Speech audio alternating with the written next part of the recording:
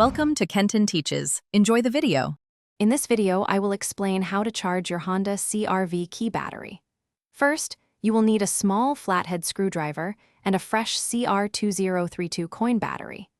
It's important to have a clean, well-lit area to work in so you don't misplace any tiny components.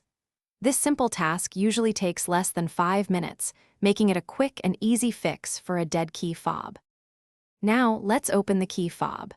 Look for a small slot, usually found on the side or bottom edge of your Honda CR-V key fob.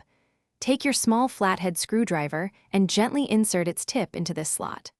With a careful and slight twist, the two halves of the key fob should begin to separate, revealing the internal components.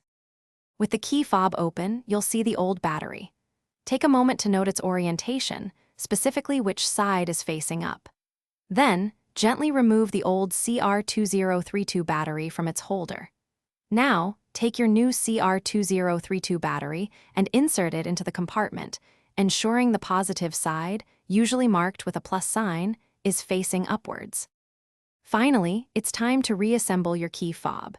Carefully align the two halves of the fob and press them firmly together until you hear a satisfying click.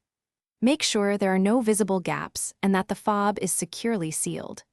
The last step is to test its functionality by walking over to your Honda CR-V and trying to lock and unlock the doors.